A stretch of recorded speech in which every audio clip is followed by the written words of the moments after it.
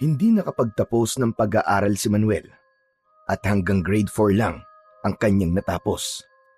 Isa sa mga dahilan nito ay ang kawalan niya ng interes na pumasok sa klase. Mas gusto niya ang tumulong sa kanyang mga magulang sa pang-araw-araw na gawain, tulad ng pangingista sa ilog kasama ang kanyang ama o pagtulong sa paglalaba ng kanyang ina. Sa kanyang murang edad, natutunan niya na kaagad ang mga gawain na ganon. Mas gusto niya kasi ang ganon kaysa ang umupo sa loob ng silid-aralan. Bukod dito, ay madalas siyang tuksuin ng mga kaklase dahil sa hirap ng kanilang buhay.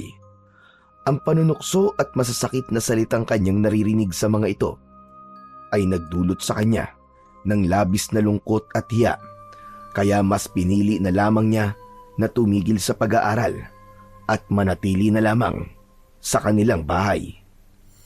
Ang kanyang ina na lamang ang nagpatuloy na nagturo sa kanya kung paano sumulat, magbilang at magbasa. Ang kanilang bahay ay gawa sa mga natural na materyales. Kugon ang bubong at sawali na may butas ang dingding. Hindi na rin ipinilit ni Manuel na tapusin ang pag-aaral dahil simple lamang ang kanyang pangarap sa buhay simula pa pagkabata, ang maging isang sikat na albularyo. Nang magbinata si Manuel, naging tindero ito ng isda at doon niya nakilala si Maribel, ang una at huling babae na nagpatibok ng kanyang puso. Ligaw tingin lamang ang ginagawa niya noon dahil bantay sarado si Maribel ng kanyang lolo na palaging kasama niyang namamalengke. Masungit ang matanda. Paasik kung makipag-usap sa mga tao. Kaya naman, hindi nagkaroon ng pagkakataon si Manuel na lumapit at makilala ng husto ang dalagang natitipuhan. Ay, salamat! Kumpleto na naman ang araw ko. Nakita ko na naman ang aking inspirasyon. Ano na naman ba yan, Manuel? Ang aga-aga pa nananaginip ka na naman ng gising. Ikaw nga tigil-tigilan mo na nga yang si Maribel, ha? Tatay naman talaga, oh. Panira ng moment. Ayaw niyo po ba kay Maribel? Bakit? Pakiramdam niyo ba? Lugi kayo sa kanya? Naku po, hindi tayo ang lugi, anak. Si Maribel ang kawawa kapag ikaw ang napangasawa niya. Hala siya, grabe naman po kayo sa akin, tay.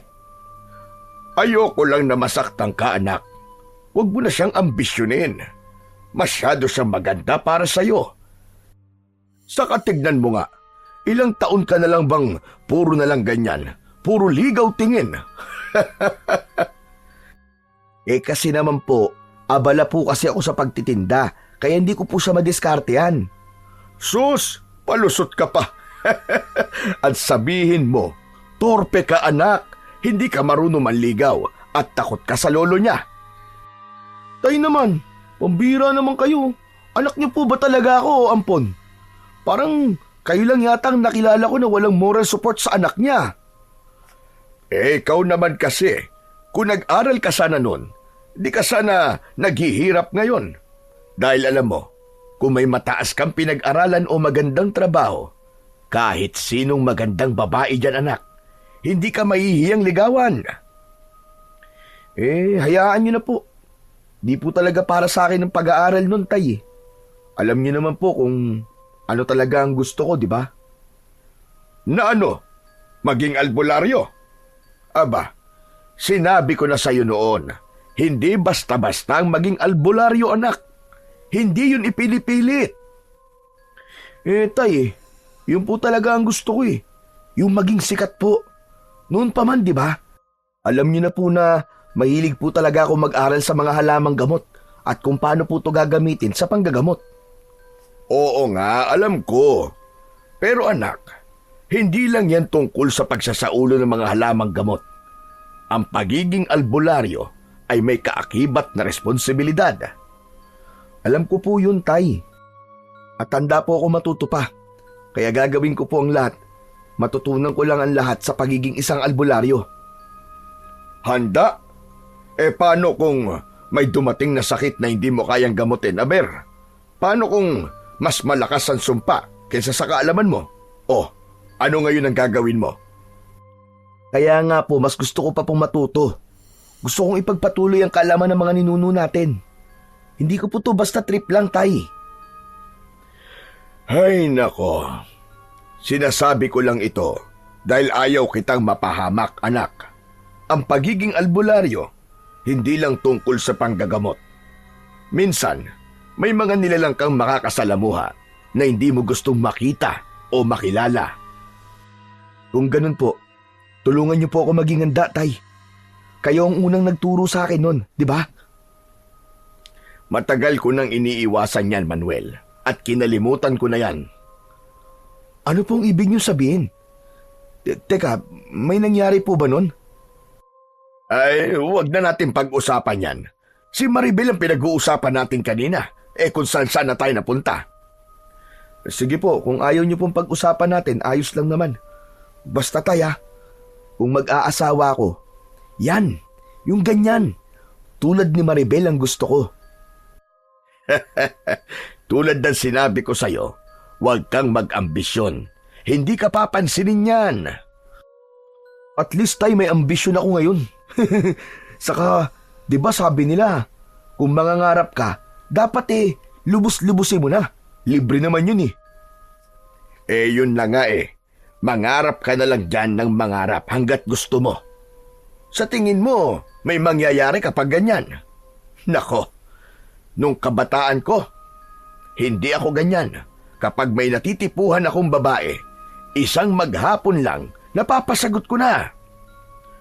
Ganun kayo kaangas, Tay? Bakit ilan po ba naging syota nyo nun? Aba, parang hindi ko yata mabibilang sa daliri ko. Bakit ba kasi hindi mo paligawan? Subukan mo. Ang totoo niyan, Tay, parang parang nahihiya po ako . Kita mo na. Di inamin mo din na torpe ka nga. Alam mo, Manuel, wala namang pagkakaiba sa pagiging busted ang hindi pagtatapat ng damdamin. Aba, parehas ka pa rin magiging broken-hearted. Isang araw, Tay, makakahanap din ako ng magandang tiyempo para makausap siya. Pero sa ngayon, masaya na po ako na makita siya araw-araw. Ay, nako, abay, ewan ko sa'yo. Kung ganyan ka mas mabuti pa na unahin mo na lang muna yung mga isda mo at wag ang babae. Tay naman yan na naman kayo sa kontra nyo . Hindi ko naman pinababayaan ng paninda ko . Baka di nyo nalalaman, Tay. Ako yata ang pinakamasipag na tindero dito. Sus! Ikwento mo na lang yan sa pagong. Habang nag-uusap sila, biglang lumapit ang lolo ni Maribel sa pwesto ng isdaan. Napalunok bigla si Manuel at agad na nag-ayos ng paninda. Pabili nga ako ng 1 kilo ng bangus. Siguraduhin mo sariwa, bata. Aba, syempre naman po, Lolo Ben. Heto po, bago pong huli ang lahat ng yan. Habang iniaabot ang isda, napansin niyang nasa likod ng matanda si Maribel. Nakangiti at bahagyang kumakaway sa kanya. Nanigas siya sa kanyang kinatatayuan. Hindi makapaniwala ang binata na sa unang pagkakataon ay nagpakita ng interes ang dalaga. Ay, binata! Abay, natulala na yata. Nasa na sukli ko? Abay, tatanghaliin na kami ng apo ko sa kahihintay . Ano ba't tulala ka dyan? Sorry po. Oo nga pala. Heto po ang sukli nyo. Abay, ganito lang ang sukli ko. Kulang to. Ayusin mo nga. Abay, tatanga-tanga to. Naku, pasensya na po, Lolo Mali po ang naiabot ko . Teka. Heto po. Salamat po sa pagbili sa amin. Tigilan mo yan, Yang mga mata mong kanina pa nakatingin sa apo ko. Bubulagin ko yan. Sinasabi ko sa'yo.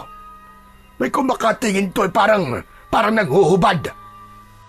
Napakamot na lang sa ulo ang binata sa tinurang yon ng matandang masungit.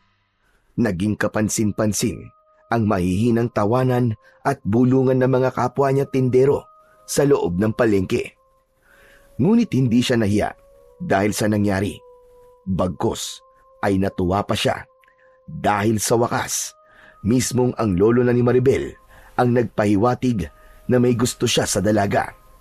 Pakiramdam niya ay naka-first move na siya at sa pagkakataong yun, mas naging determinado siya na makahanap ng paraan upang magkakilala sila ng lubos ng dalaga na kanyang hinahangaan. Hoy, Manuel! Ano ba't natulala ka na dyan? Pambihira itong batang ito. Tay, nakita niyo po ba yung kanina? Nakita niyo po ba yun? Nakangiti siya at kumaway sa akin si Maribel. Oh, ano naman ngayon? Akala mo bang ibig sabihin nun gusto ka rin niya? Tay naman bigyan niyo naman ako ng konting pag-asa. Hindi naman masamang umasa, di ba? Pambihira naman kayo. Oo nga, hindi masama. Pero baka mamaya, ikaw lang ang umaasa. Tapos bigla mo na lang na malaman na may kasintahan na pala siya. Naku, huwag naman po sanang ganun. Baka hindi ko po kayanin yun. O, kita mo na. Tapos mamaya, ako na naman ang magpapaliwanag sa'yo kung sakaling mabigo ka. Abay, maghanap ka na lang ng ibang babae, anak. Marami naman dyan. Hindi naman po ganun kadali umanap ng ibang mamahalin, tay. Sus! Akala mo naman kung sinong eksperto sa pag-ibig. Ligaw tingin ka nga lang parang nanalo ka na sa loto. Tay, sandali. Paano po ba kasi manligaw po ng maayos? Baka naman po meron kayong teknik dyan. Baka meron po kayo maipapayo sa akin. Aba, ngayon mo lang naisipang magtanong. Simple lang yan, Manuel. Chicken pit. Maging totoo ka. Huwag kang matakot. Kausapin mo siya. Ipakilala mo sa kanya ang sarili mo. Ipakita mo ang totoong ikaw. Kung gusto ka niya, edi swerte mo. Kung hindi naman, edi maghanap ka ng ibang swerte mo. Ang dali niyo namang sabihin nun, tay. Pero ang hirap po gawin nun. Kasi naman, kung hindi mo susubukan, paano mo malalaman kung may pag-asa ka o wala, o di ba? Sa bagay, may punto po kayo dun. Sige. Susubukan ko. Pero kapag nabigo ako, kayo ang unang dapat mag-comfort sa akin, ha? Abay, natural. Ako nga itong unang nagsabi sa'yo na huwag kang umasa, di ba? Sa kabila ng kanyang kaba, nagpasya ang binata na sundin na ang payo ng kanyang ama. Kinabukasan, sakto namang mag-isa lang na namamalengke ang dalaga. Abot-abot ang kaba niya nang lumapit sa pwesto niya si Maribel. Magandang umaga, Maribel. Magandang umaga din naman. Anong bibilin mo? Kuya, okay ka lang ba? Para kasing namumutla ka eh. Relax ka lang. Di naman ako nangangagat eh. Hindi, wala to. Maaga kasi akong nagising kanina eh. Pagod lang to. Ba't mag-isa ka yata ngayon? Oo. Si Lolo kasi masama ang pakiramdam ngayon. Kaya ako na lang muna ang inutusan niyang mamalengke. Pabili naman ako ng isda. Nako, tamang-tama. Dito ka bumili. Siguradong sariwan tinda ko. Ano bang gusto mo? Galunggong, tilapia, o baka naman bangus? Sa tingin ko bangus na lang. Magkano ba? Para sa'yo, discount na kagad. Pero teka, ako na ang pipili ng pinakamagandang bangus para sa'yo. Siguradong maganda to, ha? Oo, kasing ganda mo yan. Napangiti ang dalaga sa sinabi sa kanya ni Manuel. Naramdaman naman niya ang pag-iinit ng kanyang pisngi. Dali-dali niyang ibinaba ang tingin para itago ang pamumula ng kanyang muka. Ramdam na ramdam niya ang saya sa bawat biro ni Manuel At kahit na anong tangka niyang pigilan, hindi niya maipagkakaila na kinikilig siya. Ay naku, Manuel, ikaw talaga. Sige na nga. Magkano lahat? Wag na. Okay na yan. Libre na lang sa'yo. Parang regalo ko, ganun. Aba, baka naman malugi ka niyan. Sulit naman kung makikita kitang nakangiti palagi eh. Ikaw talaga. O, ito na. Bago ka pa makapagbitaw ng panibagong pambobola mo. Ha? Hindi Hindi ako nambobola. Pero ano kasi, ano eh. Ano? Kasi nga ano kasi ang totoo niyan gusto sana kitang yayain. Alam mo yun, yung bang lumabas tayo minsan. O kaya yung kumain tayo sa labas. Ha? Ako? Yayayain mo lumabas? Oo. Kasi gusto lang kitang makasama ng mas matagal eh. Hindi dito sa palengke. Hindi lang kapag bumibili ka ng isda. Gusto kitang makilala pa ng mas mabuti. Naku, Manuel. Pero syempre, kung ayaw mo, okay lang naman. Hindi kita pipilitin. Baka lang, alam mo na, baka may libre kang oras. Baka lang gusto mo. Siguro, pwede naman. Talaga? Ayos! Salamat, Maribel ha. Sa simpleng tagpo na yon, nakahanap ng dahilan si Manuel para kausapin ang dalaga araw-araw. Minsan, lumalabas na rin sila at maging sa palengke, kapag namimili na mag-isa ang dalaga, palagi silang nagkikwentuhan. Nagbibiruan sa bawat araw. Sa bawat kwentuhan, naging komportable sila sa isa't isa. Hanggang sa isang araw, dumating na ang pinakaaasam na sandali ng binata. Sinagot na siya ni Maribel. Naging madalas ang pagkikita nilang dalawa matapos ang maghapong pagtitinda ng binata sa palengke. Pero ang lahat ng yon, palihim. Nagtatago sila sa lolo ni Maribel hanggang sa isang araw. Nasa tabi sila ng ilog sa ilalim ng puno. Nagbukas ng saloobin ang dalaga. Manuel? Ano kasi... may gusto sana akong sabihin sa'yo. Bakit, Maribel? Ano yun? Tsaka, bakit parang ang seryoso mo yata? Teka. Kinakabahan tuloy ako eh. May nagawa ba akong mali? Wala kang nagawa, Manuel.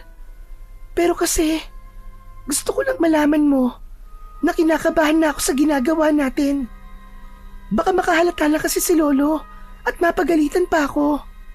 Alam mo naman kung gaano siya kasungit, di ba? Wala naman tayong masamang ginagawa. Oo, tama ka, Manuel. Wala nga tayong masamang ginagawa.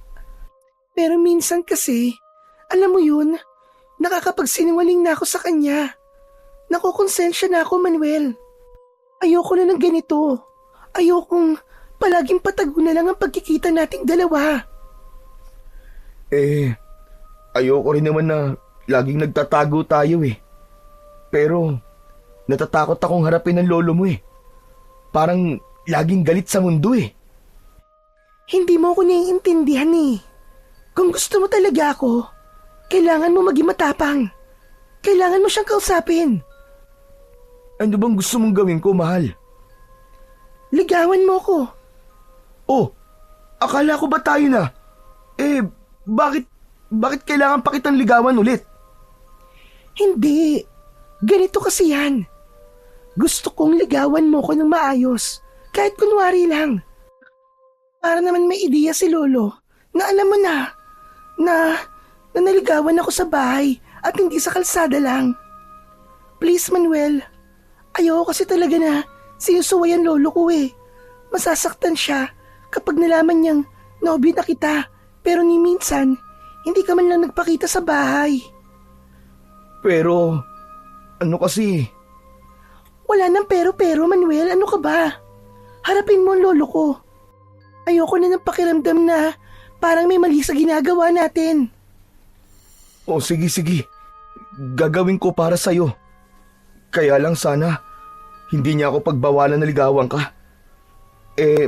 Matanong ko lang, Maribel. Mabilis ba tumakbo ang lolo mo? Ba't mo naman natanong yan?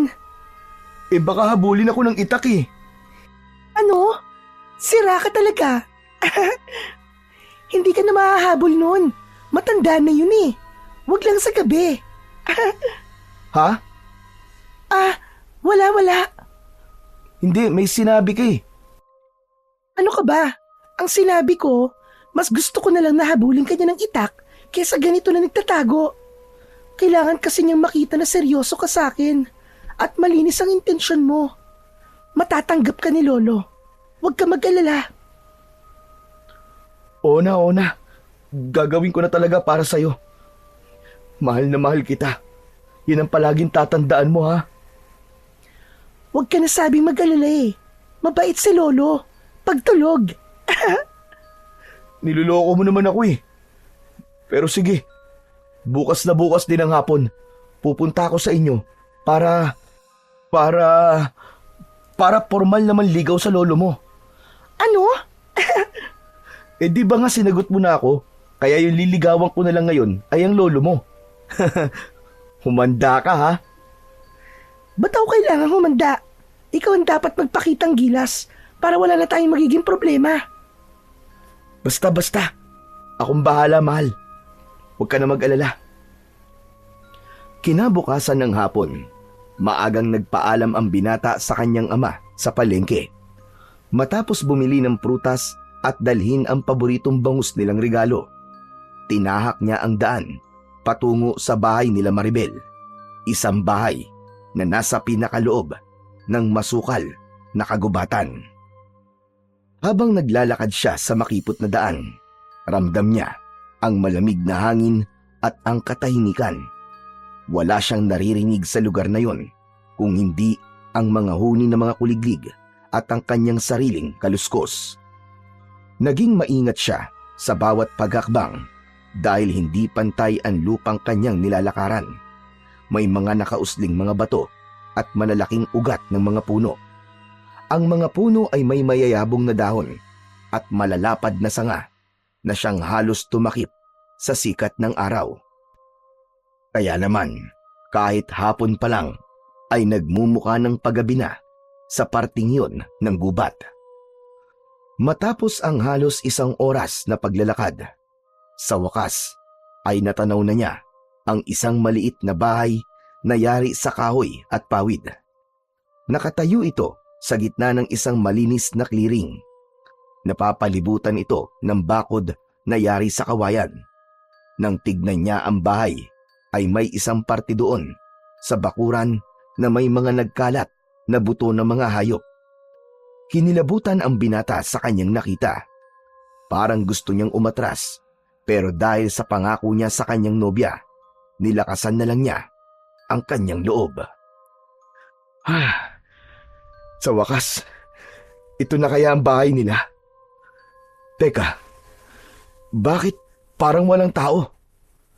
Napakatahimik ah. Kahit na nag-aalangan, pumasok siya sa bakuran.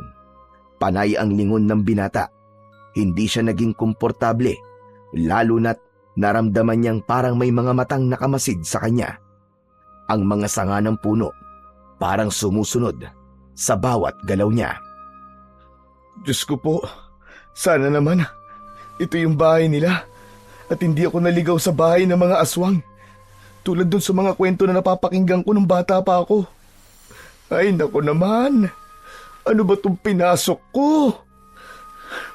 Teka nga, tignan ko kung may tao.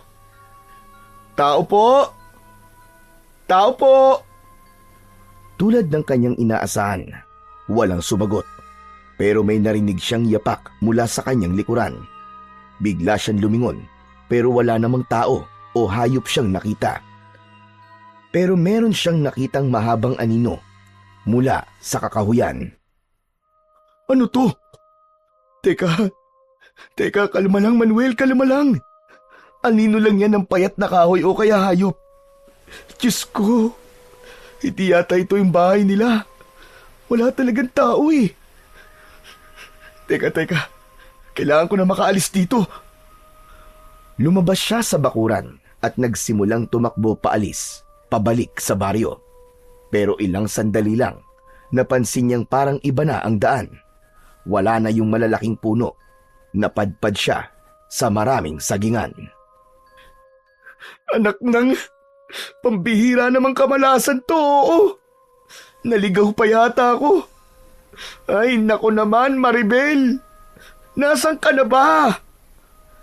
Mas binilisan pa niya ang kanyang paglalakad. Hindi na siya lumilingon dahil sa kakaibang takot na kanyang nararamdaman ng mga oras na yon. Hanggang sa may narinig siya ulit na mga yapak. Pero ayaw niya nang lumingon sa pagkakataon na yon. Diretso lang siya sa paglalakad. Papadilim na. Pero di pa rin niya nahahanap ang daan palabas ng kagubatan.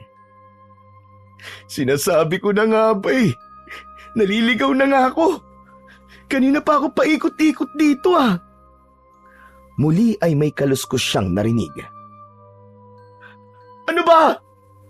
Sino ka ba na kanina pasunod na sunod sa akin? Sino ka ba? Magpakita ka sa akin! Hindi ako natatakot sa'yo! Magpakita ka! Harapin mo ako! Bigla siyang napahawak sa ulo nang may maramdamang bumatok sa kanya. Aray ko! Ano ba yun? Agad na napalingon si Manuel at nakita niya si Lolo Ben na nakakunot pa ang noo at matalim ang mga matang nakatingin sa kanya. Damuho ka! Kanina pa ako sunod na sunod sa iyo ah! Hindi ka sumasagot habang tinatawag kita! Po? Tinatawag niyo po ba ako? Eh wala naman po akong naririnig na tinatawag niyo ako eh. Saka hindi ko po kayo nakita na sumusunod sa akin.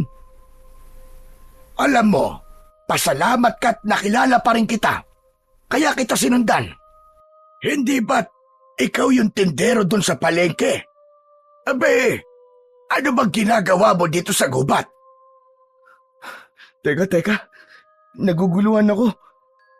Nakapagtataka naman. Ba't tinatanong kita? Anong ginagawa mo dito sa gubat? Ano po kasi. Dapat po, pupunta po ako sa inyo. Dadalawin ko po si si Maribel po. Ah! Ikaw na yon. Nabanggit ka nga niya sa akin kaninang umaga na may aakyat daw ng ligaw sa kanya. Kanina pa nga naghihintay doon sa bahay. Bakit ka nandito? Anong ginagawa mo dito sa sagingan? Yun nga po, Lolo Naligaw po ako Kanina pa po ako paikot-ikot. Naligaw? Paano kang maliligaw? Mula doon sa may pasukan doon sa bukana. Diretso lang naman ang daan papunta doon sa bahay Yun naman po talaga yung dinaanan ko Tapos may nakita po akong bahay. Ang akala ko nga po sa inyo yun wala pong tao kaya bumalik na po ako. Uuwi na po sana ako Kaso, hindi ko alam kung anong nangyari. Bigla na lamang po ako napadpad dito. Tinignan siya ng matanda mula ulo hanggang paa. Matalas ang tingin nito na parang binabasa ang kilos ng binata. Ibig sabihin nun, mahina ka pala sa gubat. Nailigaw ka ng nilalang na nagbabantay dito sa sagingan. Napaglaruan ka nang hindi mo nalalaman. Mabuti na lang at nakita talaga kita at nakasunod ako sa'yo. Teka, ano pong sabi nyo? Bantay po? Oo. Delikado ang pag-alagala dito sa gubat baka hindi mo nalalaman. Mapaglaro ang mga nilalang dito. Lalo na kapag papalubog na ang araw. O siya, halika na. Kanina ka pa hinihintay ni Maribel. Tumalikod ang matanda. Sumunod naman si Manuel. Kahit kinakabahan pa rin, pakiramdam niya ay mas ligtas na siya sa presensya ni Lolo Ben. Nagtapos sila sa bahay na una nang nakita ng binata. Laking pagtataka niya nang makitang nakadungaw ang dalaga sa may bintana. Nang makita sila ni Maribel, agad niya silang sinalubong. Hala, magkasama kayo? Oo, Maribel. Nakita ko yan doon sa may sagingan. Naliligaw. Naku, malayo na yun ah. Bakit ka naman napadpad doon? Ewan ko ba? Naglalakad lang naman ako tapos parang bigla na lang napunta ako sa lugar na yon. Nagpaikot-ikot kasi ako sa gubat eh. Isa lang nga ang ibig sabihin nun, Maribel. Duwag at mahina ang lalaking yan. Kayang-kaya siyang iligaw ng mga bantay. Lolo naman. Halika na, Manuel. Tuloy ka. Ang dami mong dala. Ito ba? Oo. Para to sa'yo, saka sa lolo mo. Lo, salamat nga po pala sa pagliligtas niyo po sa akin. Nako, wala yon. O sige na, maiwan ko na kayo dyan ha. May kailangan pa akong gawin sa labas. Nakahinga ng maluwag si Manuel nang makaalis na si Lolo Ben. Kahit paano, gumaan ang kanyang pakiramdam. Bagamat may halong kaba pa rin, alam niyang ligtas na siya sa mga sandaling yun. Ngumiti si Maribel at inilipag ang mga dala ni Manuel sa maliit na mesa. Halika na, Manuel. Maupo ka na muna rito. Ang dami mo namang dinala. Salamat ah. Wala yun. Siya nga pala. Gutom ka na ba? Maghahain na rin ako para makakain ka. Medyo gutom na nga. Saka nakakapagod palang pumunta dito sa inyo. Napangiti ng bahagya ang binata, pero hindi niya na ikinuwento ang lahat ng nangyari at kung gaano siya natakot kanina. Habang naghahanda ng pagkain si Maribel, pinagmasdan naman ni Manuel ang loob ng bahay. Napansin niyang simple lang ito, pero maaliwalas. Pero nang makita niya ang isang lumang larawan na nakasabit sa dingding, biglang nawala ang kanyang ngiti. Sa larawan, nakita niya ang isang lalaki na nasa isang madilim at masukal na gubat. Suot nito ang isang luma at maruming kamiseta. Sa kanang kamay, mahigpit nitong hawak ang pugot na ulo ng isang hayop na nakabukas ang bibig. Ang lalaki sa larawan ay walang emosyon.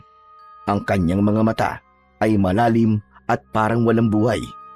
Parang hindi isang ordinaryong tao. Habang nakatitig si Manuel sa lumang larawan, ay unti-unti siyang nilamon ng kaba. Hindi niya maipaliwanag, pero may kung anong hindi tama sa larawang yon. Hindi niya maiwasang mapalunok ng kanyang laway. Oh, Manuel, okay ka lang? Ikaw pala, Maribel. Ako nga. Bakit? May iba ka pa bang nakikita? Teka, ano ba nangyayari sa'yo? Tignan mo namumutla ka. May problema ba? Wala. Wala naman. O sige na, kain na. Para naman kahit papano mabawasan na yung pagiging nerbiyoso mo. Salamat siya nga pala Sa pangalan ko na lang. Baka mamaya marinig ka ni Lolo Hindi pa niya alam, di ba, na tayo na. Huwag kang maingay. Lagi bang ganun yung lolo mo? Parang ang tapang pero kanina, mukha naman siyang mabait. Ano ka ba? Tulad nga na sinabi ko sa'yo, mabait naman talaga si Lolo Lalo na kapag nahimigan niyang mabait ang tao. Saka, ganun lang talaga ang itsura niya. Parang laging galit. Maribel, totoo ba yung sinabi ni Lolo Ben? May mga bantay nga ba talaga sa gubat? Oo, totoo yun, Manuel. May mga bantay ang gubat na to. At hindi lahat ng pinaglalaroan ng bantay ay nakakalabas pa sa gubat na to. Mabuti na lang at nakita ka kagad ni Lolo. Matapos marinig ang sinabi sa kanya ni Maribel, hindi maiwasan ni Manuel na mapalunok siya ng laway. Naisip niya bigla na kundi pala siya nakita ng matanda kanina ay hindi na siya makakalabas sa gubat. Nagpatuloy sila sa pagkain, pero maya-maya niyang tinitignan ang kanyang nobya na parang walang inaalala. Naisip niyang sanay na talaga sa buhay sa gubat ang babae. Makalipas lang ang ilang minuto, tumayo si Maribel at sinimulang iligpit ang kanilang pinagkainan. Maribel, tutulungan na kita. Naku, wag na. Ako nang bahala rito. Ang mabuti pa, umuwi ka na. Hindi ko napansin na gabi na pala. Maribel, ano ba talagang meron sa gubat na to? Bakit parang ang dami-daming sikreto? Manuel, hindi kita tinatakot ha. Pero hindi basta-basta ang gubat na to. May mga bagay dito na hindi mo dapat binabaliwala. Minsan, mas mabuti pang wag ka nang magtanong. Pero biglang bumukas ang pinto at lumitaw mula roon si Lolo Ben. Nanatili ang seryoso niyang muka, pero sa tingin ni Manuel, tila mas dumilim ang kanyang ekspresyon. Gabi na! Dito ka na matulog. Delikado nang bumalik sa baryo ng ganitong oras. Napatingin si Manuel kay Maribel, tila nagtatanong kung tama ba ang kanyang narinig mula kay Lolo Ben. Ngumiti ito ng bahagya at tumango. Alanganin si Manuel. Gusto niyang umuwi, pero sa sinabi ni Lolo Ben, mukhang hindi yun isang magandang ideya.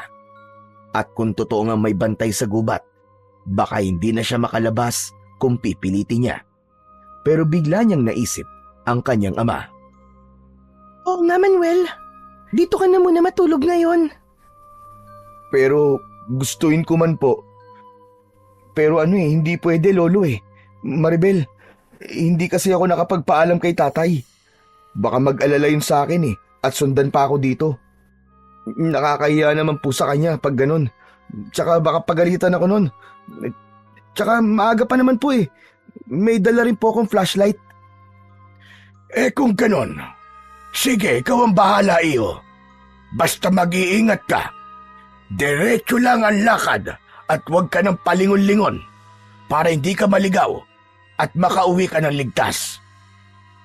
Sige po, tatandaan ko po yon.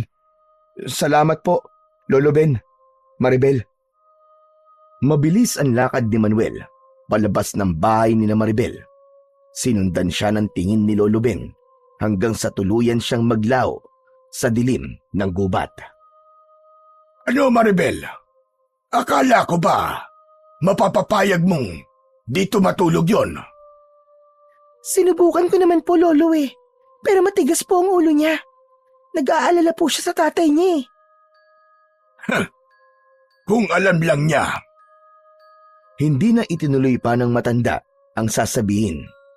Tumayo siya mula sa kanyang upuan at lumapit sa bintana. Sumilip siya sa madilim na gubat. Waring sinusundan ng tingin ang direksyon kung saan naglakad si Manuel. Napansin naman ni Maribel ang pagpisil ng kanyang lolo sa kanyang mga daliri. Isang ugali nitong lumalabas tuwing hindi siya mapakali. Makakauwi po siya ng ligtas, Lolo. Huwag na po kayong mag-alala sa kanya. Hindi sumagot si Lolo Ben. Bagkus, dinampot nito ang lumang itak na nakasabit sa dingding at maraang hinagod ang talim nito gamit ang kanyang daliri. Yan ang ipagdasal natin, Maribel. Ipagdasal natin na makakaligtas siya sa gubat na yon. Nagtagpo ang tingin nilang maglolo. Halos sanay silang mapabuntong hininga.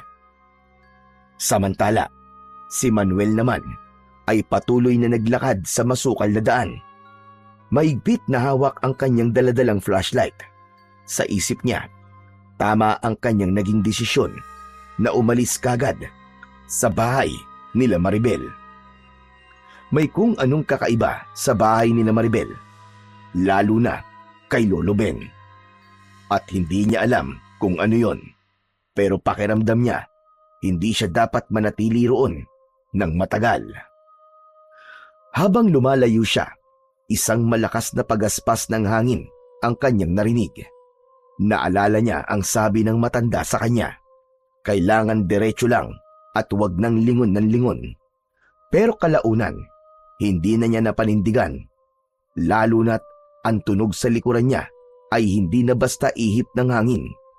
Napagtanto niyang malalakas na hampasyon ng isang tila dambuhalang ibon na lumilipad sa itaas niya. Sumusunod sa bawat hakbang niya. Sinasabayan pa yon ng isang kakaiba at nakakakilabot na tunog ng paghinga. Malalim, parang sabik at gutom na gutom. Nagsimula na siyang kabahan. Bumilis ang tibok ng kanyang puso. Hindi niya na nakayanan. Mabilis na siyang lumingon. At dun na nga niya nakita ang isang nilalang na nakalutang sa hangin. Ang kalahating katawan nito ay walang pang-ibabang bahagi. Mistulang pinutol mula sa baywang. Mahahaba ang mga kuko nito at meron itong malalapad na pakpak na siyang lumilika ng nakakatakot na tunog sa hangin. At sa isang iglap, bumulusok ito pababa, papunta sa kanya. Ah! Ah! Aswang! Wala na siyang pakialam kung tama pa ba ang tinatahak niyang daan. Ang tanging mahalaga ay makalayo siya sa nilalang na yon. Sa labis na takot, nadapa siya sa isang nakausding ugat. Tumilapon ang kanyang dalang flashlight, ngunit agad niya rin itong dinampot at pinailaw muli. Hindi na niya nakita pa ang manananggal. Tumingin siya sa paligid. Hinihingal, nanginginig ang buong katawan. Tahimik na. Parang wala na ang presensya nito sa paligid. Ngunit pagtayo niya, napagtanto niyang wala na siya sa tamang daan. Nagsimula ulit siyang maglakad, pero napansin niya kagad na tila pabalik-balik na naman siya sa lugar na yon. Nang ilawan niya ang paligid, agad siyang kinilabutan nang makita ang sagingan. Anak ng... Kung mamalasin nga naman, oo. Bakit nandito na naman ako? Ay, malas na buhay to. Napahawak siya sa kanyang ulo. Iniisip kung ano ang gagawin hanggang sa bigla siyang mapatitig sa isang kakaibang bagay sa lugar na yon.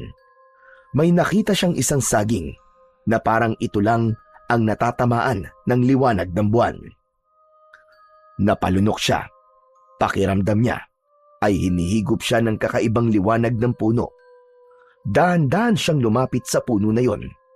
Tinapik ang katawan ng puno at napansin niyang may maliit na butas sa gitna nito.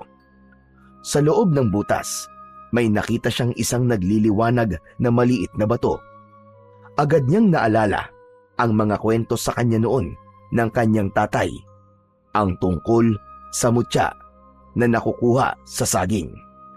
Pero napakunot ang noo niya dahil ang alam niya, ang mutya ng saging ay matatagpuan sa puso nito at hindi sa mismong puno. Hindi. Joke to. Napanganga siya habang nakatitig sa nagliliwanag na bato. Sa loob ng butas ng puno, dahan-dahan niyang nilapit ang mukha niya. Parang kinikilatis kung totoo ba ang nakikita niya o baka namamalikmata lang siya. Siguro, ilaw to ng mga diwende. Tapos, nakalimutan nilang patayin.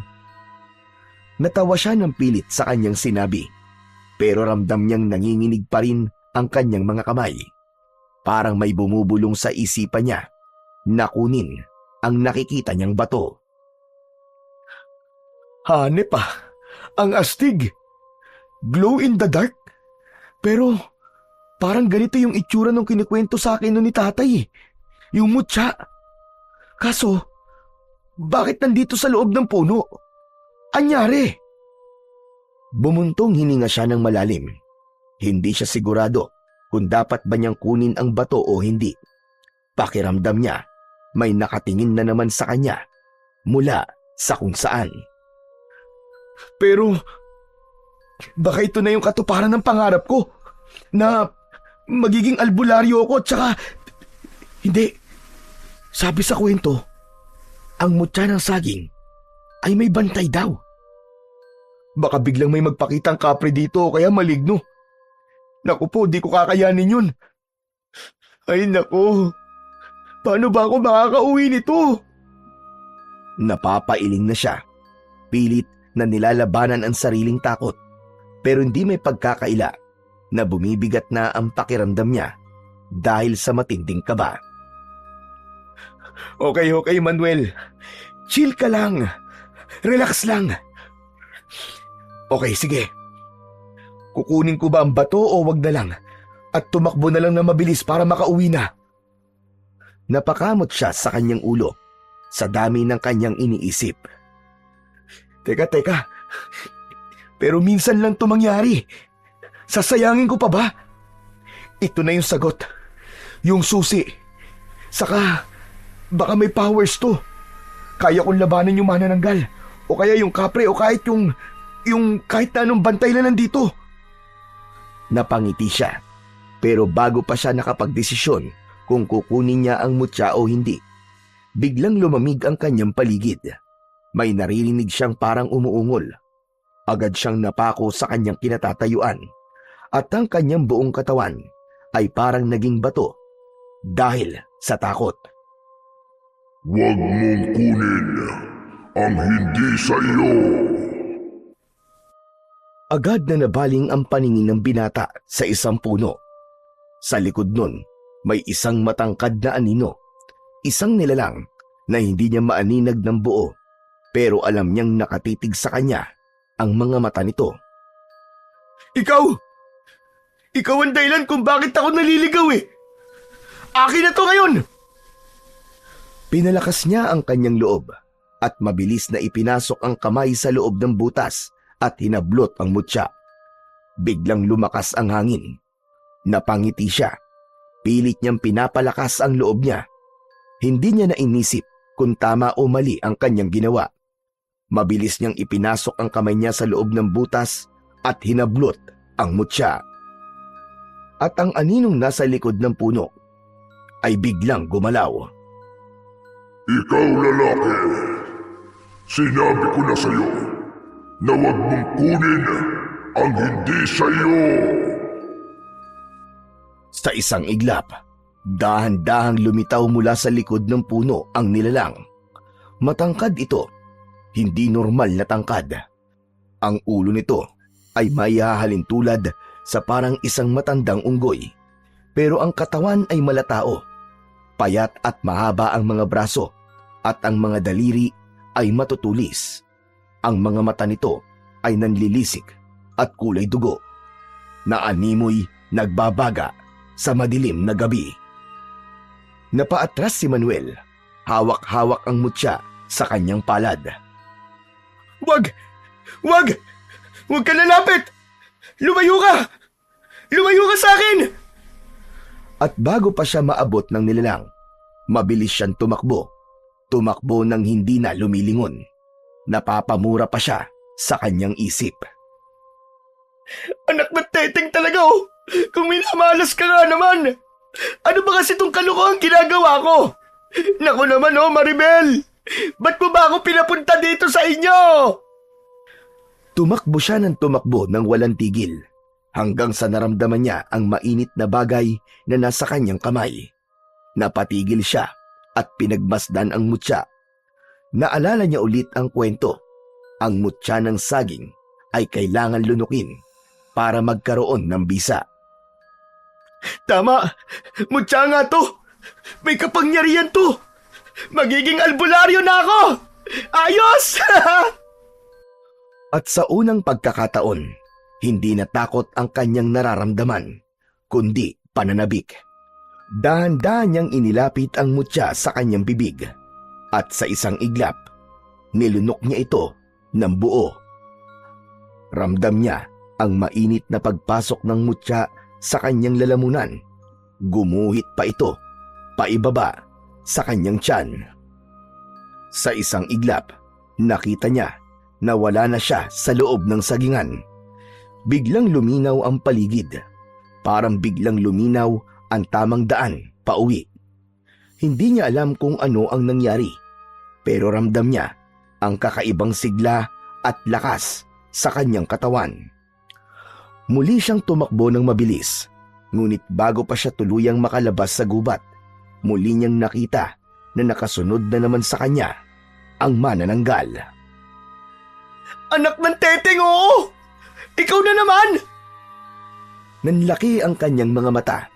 Napasigaw siya sa takot at mabilis uling tumakbo.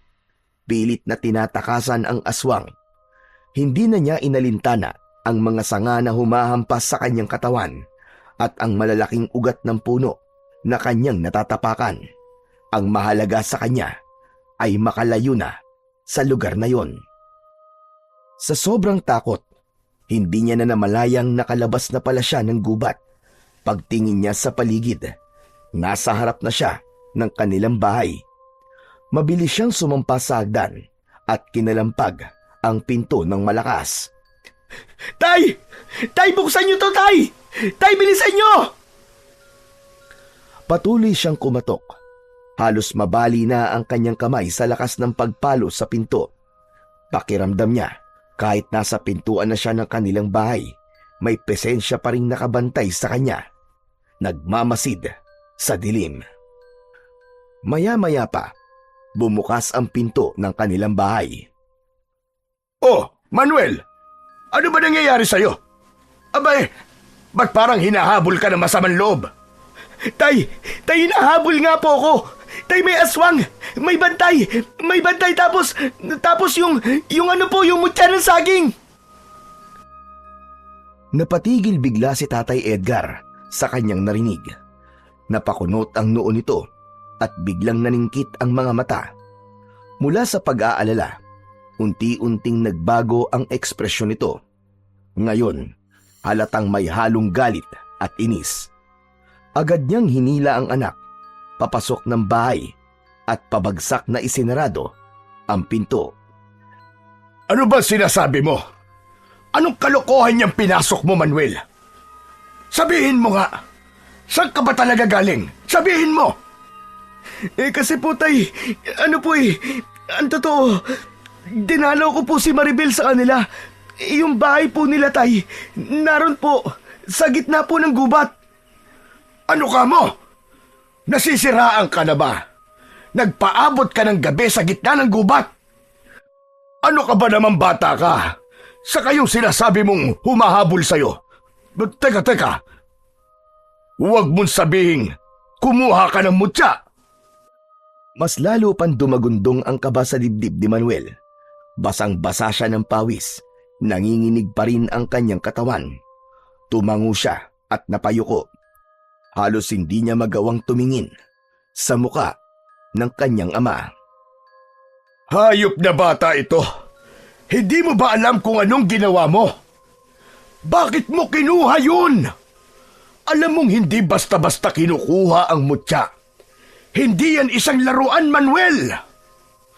Tay, wala na po ako nagawa eh. Nandun na ako.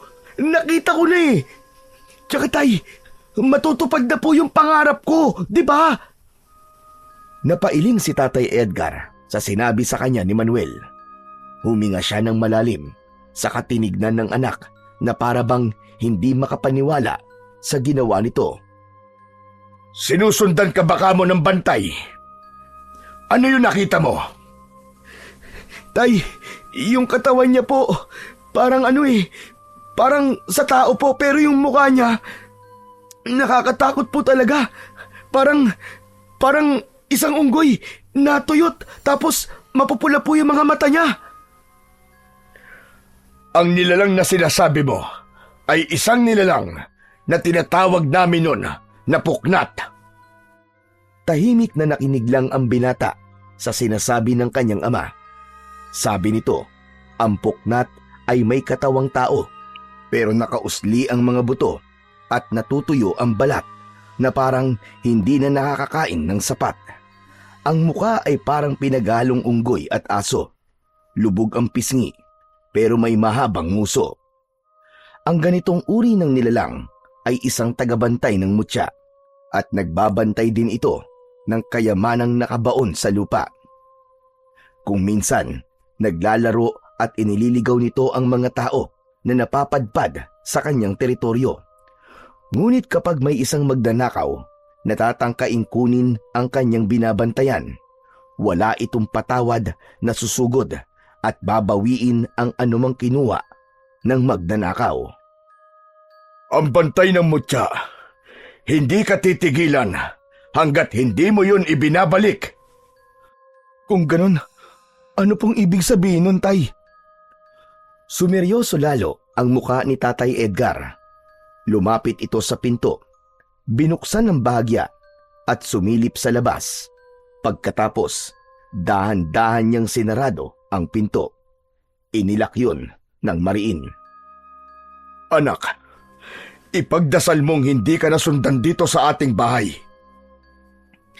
Tay, paano ko po ba maibabalik ang mutya? Ibalik mo dun kung saan mo kinuha. Tay, ang problema, nilunok ko po eh. Anak ng, bakit mo nilunok? Eh di ba sabi niyo sa kwento nun, ang mutya ng saging ay nilulunok para makuha kong kapangyarihan ito. Ginawa ko yun kasi para makalaban ako sa mga halimaw dun sa gubat. Kapangyarihan? Manuel naman, hindi mo naiintindihan eh. Ang mutya ay hindi basta-basta ginagamit ng kung sino lang. May kapalit yan. At ngayon, tinatakan mo na ang sarili mo. Pambihira kang bata ka. Ano pong ibig niyo sabihin, Tay? Ngayon, ikaw na mismo ang may dala ng sumpa. Ano, Tay? Ano pong sumpa? May sumpa po, mutya? May sumpa ito kung mapupunta sa maling tao. At kung ano man yun, hindi ko pa alam sa ngayon. Yun nga, Tay eh. Paano ko po ito masusuli? Hindi ko naman alam yun eh. Ano ba naman? Akala ko swerte eh. Ano swerte, anak? Ano swerte? Ang nakuha mo hindi swerte, kundi disgrasya. Eh Tay, paano ko nga ito mababalik? Hindi ko naman pwedeng isuka to. Isa lang ang paraan, anak. Kailangan mo yang ilabas. Ha? Pero paano nga? Kailangan mo yang iire. Ano? Tay, seryoso kayo? Anong gusto mo? Operahan kita? Oo na po. Ay nako, puro na lang kamalasan. Ito pala magiging pinakamalaking mission ko sa buhay ko. Ang magbanyo. Kung gusto mong di anihin ng sumpa, umupo ka sa trono hanggat hindi mo na ilalabas yan, lentik ka. Kung di mo yan maaalis, hindi natin alam, baka buhay mo na maging kapalit. Ayokong mangyari yon, Manuel. Pambihira naman talagang buhay to. Oh, Maribel, kasalanan mo to eh. Sa pagbanggit niya sa pangalan ng dalaga, ay may biglang kumalabog sa kanilang bubungan. Nagkatinginan silang mag-ama. Tay, bukas na lang po ako pupunta ng CR. Matulog na po tayo. Eh yung nasa bubong, anong gagawin natin doon? Sige nga. Yaan nyo na yung Tay. Aalis din naman siguro yan eh. Hindi nga nagkamali si Manuel. Ilang sandali lang ang inilagi ng nilalang na yon sa kanilang bubong. Bago pa man makapasok sa kanilang silid, narinig na nila ang malakas na paggaspas ng mga pakpak nito papalayo. Kinaumagahan, hindi nakapunta sa palengke si Manuel. Matindi ang lagdat niya, kaya't nanatili siyang nakahiga, pinagpapawisan at nangihina. Si Tatay Edgar naman ay nag-alala at inalagaan na lamang ang anak habang pinapalitan ang bimpo sa noo nito. Nagulat sila nang may kumatok sa pinto. Pagbukas ni Tatay Edgar, bumungad doon si Maribel. Tatay Edgar, magandang umaga po. Nabalitaan ko pong may sakit si Manuel, kaya po ako dumaan. Aba, pambihira. Ang bilis naman ng chismis. Nakarating na kagad sa'yo, iha, na may lagnat ang anak ko. Aba, halika muna. Dali, dali. Pasok ka. Nasa silid si Manuel. Pumasok ang dalaga at agad nilapitan ang kanyang nobyo. Nakita niyang namumutla ito. Nakapikit pero gising. Dahan-dahan niyang hinawakan ang kamay ng binata. Dumilat naman si Manuel at napangiti ng bahagya. Manuel? Ikaw pala, mahal. Anong ginagawa mo dito? Di kasi kita nakita sa palengke kanina eh. May nakapagsabi sa akin na may sakit ka. Kaya pinuntahan kagad kita dito. Saka nga pala, may sasabihin ako sa'yo. Ano yun, Maribel? Kinausap ko na si Lolo kagabi. Inamin ko na sa kanya yung relasyon nating dalawa. Di na natin kailangan magtago. Ha? Ibig mong sabihin, okay na ako sa lolo mo? Oo, Manuel. Alam na niya. Alam mo ba? Hindi siya tumutol. Hindi siya nagalit. Ang sabi pa nga niya matagal na daw niyang alam. Pinababayaan lang daw niya ako at iniintay na ako ang kusang umamin. Aba, ayos yun ah. Pero teka, Maribel, paano kung ayaw niya pa rin sa akin? Baka pinagbibigyan ka lang. Hindi, ano ka ba, Manuel? Pero alam mo, sabi niya kagabi, na-impress daw siya kasi matapang ka. Paano naman niya nasabi yun? Hindi ko alam. Basta yun lang ang sabi niya eh. Gusto daw niya kasi sa lalaki na para sa akin, yung matapang at handa kong ipaglaban. Nasabi lang niya siguro na matapang ka kasi nagpumilit ka pa rin umuwi kahit gabing-gabi na. Maski naranasan mo yung paglalaro sa'yo ng engkanto sa sagingan. Iyon ba? Akala ko kasi kung ano na eh. Teka, ano ba yung nangyari sa'yo? Ba't bigla ka nagkasakit yata? Hindi ko nga rin alam eh kung bakit ako biglang nagkasakit. Magpagaling ka kagad ha. Heto, may dala akong sabaw at ulam. Kumain ka. Maribel, ang gusto ko sanang kainin yung panis. Ha? Bakit ka naman kakain ng panis? Ano kasi, Gusto mo ba sumakit yung tiyan mo at magtai ka? oo kailangan kasi. Nako, Manuel, mabuti pa. Kainin mo na yung dalang pagkain ng nobya mo. Di yan masarap kapag di na mainit. Kung ano-ano pa sinasabi mo sa kanya. Kumain ka na lang. Napansin naman niya ang kakaibang pahiwatig ng kanyang ama. Parang sinasabi nito na huwag sabihin sa kanyang nobya ang tungkol sa mutyang nilunok niya. Nagpatianod na lamang ang binata at sinakyan ang trip ng tatay niya. Agad niyang inayos ang sarili at inabot ang pagkaing nasa kamay ni Maribel. Ako na. Susubuan kita, Manuel. Aba, ang swerte ko naman yata ngayon. Tigilan mo na nga ako, Manuel. Pagaling ka muna bago ka magpatawa. Matapos siyang pakainin ng dalaga, tumayo na ito at inayos ang dala niyang mga gamit. Napansin naman ito ni Manuel at agad na nagtanong. Teka, Maribel, aalis ka na kaagad? Oo, mahal. Kailangan ko pang bumalik sa bahay eh. Alam mo naman si Lolo, di ba?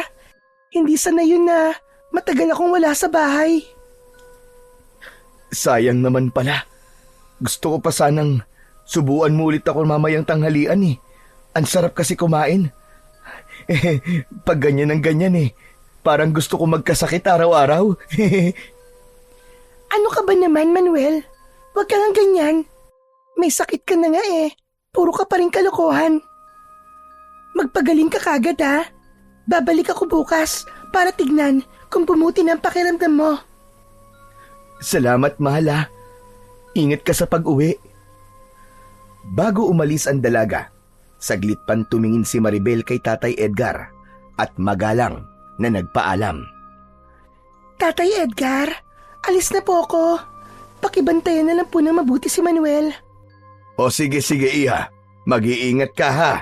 Salamat sa pagbisita mo at sa pagdadala ng pagkain kay Manuel. Lumabas na si Maribel at nang masigurong wala na ito, agad na isinara ni Tatay Edgar ang pinto ng kanilang bahay. Napabuntong hininga siya at lumapit sa kanyang anak. Tay, ano ba talaga itong nangyayari sa akin? Hindi ko rin alam, Manuel. Di ba, magaling ka namang albularyo dati. Bakit hindi mo alam? Madami ka nagamot nun, di ba? Bakit ngayon ako? Hindi mo ako magamot. O sige, sasabihin ko na.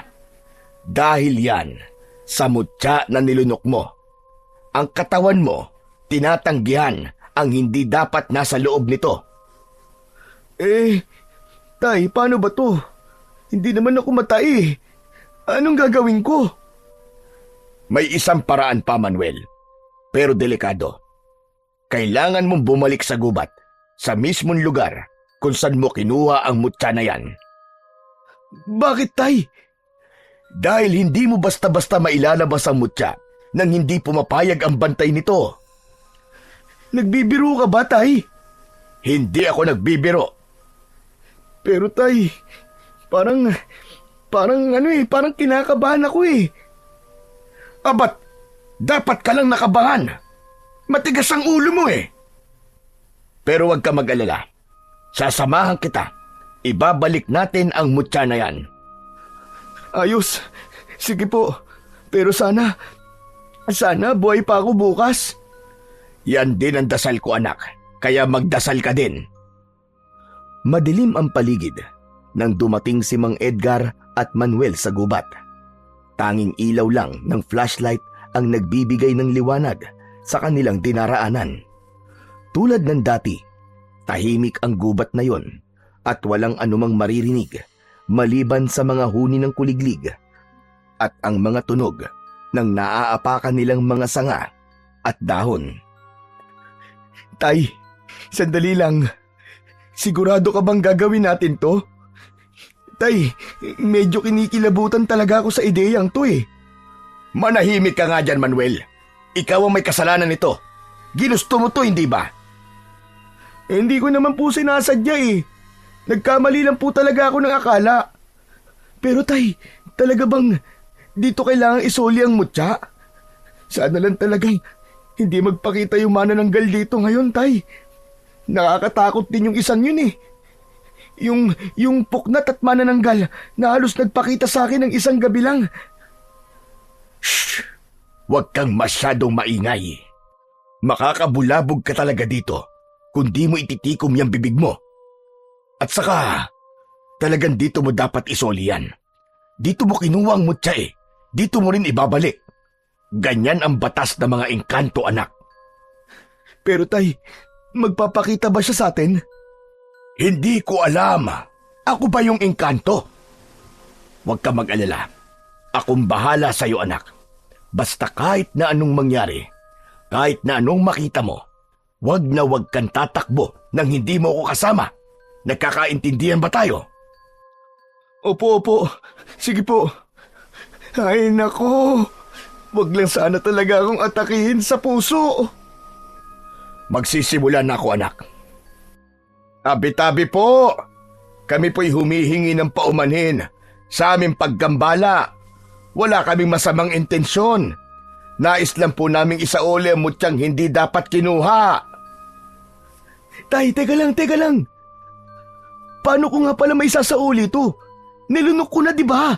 Nasa loob na ng tiyan ko eh. Aba, oo nga pala, no? Naku po, baka butasin niya yung tiyan mo para mabawi niya yung mutya. Naku, Tay, ayoko na, Tay, tara na. Umalis na tayo dito. Tumahimik ka nga. Ang OA mo. Nagbibiro lang ako. Sige na. Tumayo ka lang dyan. Kasi iniistorbo mo ko eh. Biglang lumamig ang paligid. May mahinang ungol na nagmumula sa likuran ng isang puno. Lumakas din ang hangin at unti-unting lumitaw ang isang malaunggoy na nilalang. Dahan-dahan itong lumapit sa kanila. Nagsalita ito kahit di naman bumubuka ang bibig. Kayo, anong kailangan nyo? Bakit kayo nandito sa aking teritoryo? Mahal na tagapagbantay. Ako po si Manuel. Ako po yung kumuha ng binabantayan niyo pong mutya. Ibabalik ko na po. Huwag na po kayong magalit. Ibabalik mo. Ngunit, bakit mo kinuha sa simula pa lamang ang hindi naman sa iyo? Kasi akala ko po kasi sinuwerte ako dahil nakakita ako nun eh. At ngayon, nalaman mong hindi ka swerte, kaya gusto mong isauli? Opo. Pakiusap po. Pakiusap tagabantay. Kunin niyo na po. Hindi ko na yan kukunin sa'yo. Ano po? Ano pong ibig niyo sabihin na hindi niyo na po kukunin to? Kayo po ang bantay ng mutya, di ba? Oo, tama ka. Ako nga ang bantay ng mutya. Pero matagal na akong pagod. Ilang siglo ko nang binabantayan ang mutya na yan. Nakita mo, nakuha mo. Kaya ibig sabihin, ikaw na ang bagong bantay ng mutya. Hindi na ako. Ikaw na ang bahala dyan. Ha? Pero, tagabantay, paano po ako ngayon? Ang mutyang yan, kapag nasa katawan na ng isang tao, sumasalib na ito at nagiging isa na sila. Hindi na ito basta-basta maaalis pa. Ganun po ba, tagabantay? Pagmamayari na po ng anak ko ang mutya. Tama ka. Siya na ang bagong may-ari nito.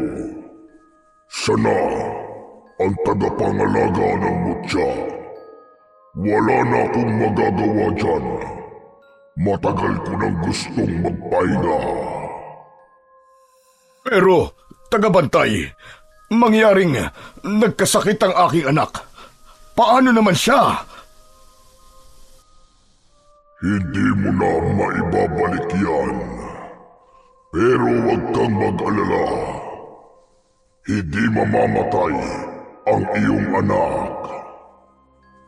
Pero tagabantay, sakit lang naman ang naibigay nito sa akin eh. Buti sana kung may kapangyarihan na ibinigay ito sa akin. Meron. May kapangyarihan ang mutya na yan. Pero ikaw lang ang makakatuklas niyan sa tamang panahon. Tandaan mo, hindi lahat ng biyaya ay madali. May kaakibat din ito na pagsubok at responsibilidad. Sa isang iglap, naglaho ang bantay. Parang usok na tinangay ng hangin. Naiwang nakatanga si Manuel, habang ang tatay Edgar naman niya ay tila nag-iisip ng malalim. Tay, wala na po ang tagapagbantay. Ano na pong gagawin ko ngayon? Siguro, mag-ingat ka na lang anak at alamin kung anong kaya mong gawin gamit ang mutya na nasa loob ng iyong katawan. Pambihira naman talagang buhay ito. Napakamalas ko naman talaga. Ang gusto ko lang naman maging sikat na albularyo ako. Matapos ang kakaibang pangyayari sa loob ng gubat, tuluyan ng tinanggap ng binata ang kanyang kapalaran bilang bagong tagapangalaga ng mutya. Wala naman siyang magagawa kundi tanggapin ng mutya at ang anumang dala nito sa kanyang buhay. Pero lumipas ang mga araw, linggo at buwan. Wala namang nagbago sa kanya. Isa pa rin siyang simpleng tindero sa palengke. Masayahin at minsan ay tamad kapag walang benta. Nanatili siyang malapit sa kanyang ama at higit sa lahat, patuloy ang matibay nilang relasyon ng nobya niyang si Maribel. Kahit alam na ng lolo nito ang tungkol sa kanila, hindi pa rin nagbago ang pagtrato sa kanya. Hindi naman siya naging biglang mayaman o naging bantog na albularyo. Wala. Normal lang ang buhay niya. Kaya kalaunan, kinilimutan na rin niya ang tungkol sa mutya. At isang araw, habang nakatambay sila ni Maribel sa ilog, napatingin bigla si Manuel sa kasintahan. Nakangiti ito, abala sa pag-uusap tungkol sa kung ano-ano. Hindi niya mapigilang mapangiti rin. Habang magkasama sila sa araw na yon, noon niya napansin na tila mas lalong gumaganda ang babae sa loob ng halos 1 taon nilang relasyon. Lalong kuminis ang balat nito, pumuti at parang nagniningning kapag nasisinagan ng araw. Agad namang napansin ni Maribel ang titig niya na yon at natatawang tinampal siya sa braso. Grabe ka naman. Baka naman matunaw ako niyan. May gusto ka bang sabihin sa akin, mahal? Ha? Hindi. Wala lang. Kasi, ang ganda-ganda mo eh. Di ka nakakasawang titigan. Ayan na naman siya. Nambobola na naman. Maski di naman ako bola. Hindi ako nambobola, Maribel. Totoo naman talaga yung sinasabi ko eh. Ang ganda-ganda mo talaga. Siya nga pala, mahal. May gusto sana akong sabihin sa'yo eh. Maribel, mahal. Gusto mo na bang magpakasal na? Ha? Sabi ko, baka gusto mong magpakasal na tayo. Ano? Seryoso ka ba, Manuel? Abay, oo naman. Sa tingin mo ba, nagbibiro lang ako? Pero, sigurado ka ba talaga? Oo nga, sabi. Maribel, mahal na mahal kita. Ang totoo niyan eh, matagal na kitang gustong pakasalan eh. Kaya lang, gusto ko munang patunayan sa sarili ko na kaya na kitang buhayin.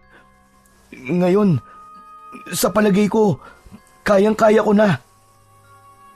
Ang totoo niyan, Manuel. Matagal ko na rin gustong itanong sa'yo kung kailan mo ko tatanungin yan. Aba, kung ganun, gusto mo pala? Oo naman. Ikaw lang naman itong ang bagal-bagal kumilos eh. Pareho silang tumawa. Walang romantic na setup. Walang malaking sorpresa. At walang magarbong singsing. Pero dama nila ang sinseridad sa isa't isa. Hindi na nila pinatagal pa. Kinabukasan, nagpunta sila kay Lolo Ben, ang lolo ni Maribel, upang ipaalam ang kanilang desisyon.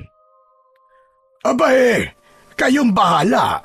Kung gusto nyo magpakasal, abay malalaki na kayo. Talaga po, Lolo Ben, hindi po kay tutol. Abay oo naman, bakit pa ba ako tututol? Basta, ipangako mo sa akin na kahit na kailan ay wag na wag mong paiiyakin ang apo ko.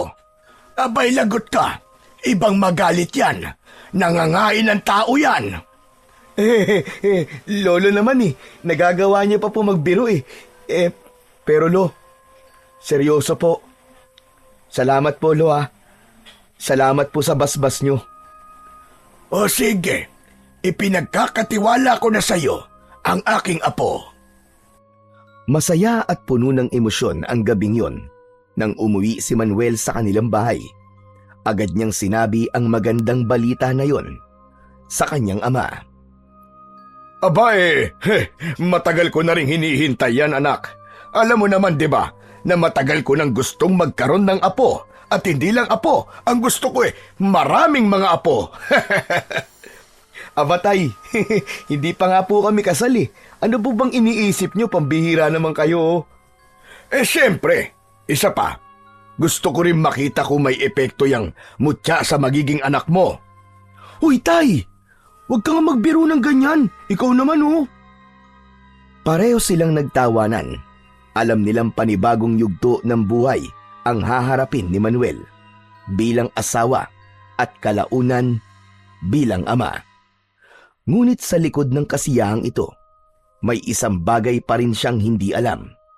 Ang kapangyarihang taglay ng mutya na nasa loob ng kanyang katawan. At kailanman, hindi niya inakalang malapit na itong magpakita. Noong ikinasal sina Manuel at Maribel, mas lalo silang naging masaya bilang mag-asawa.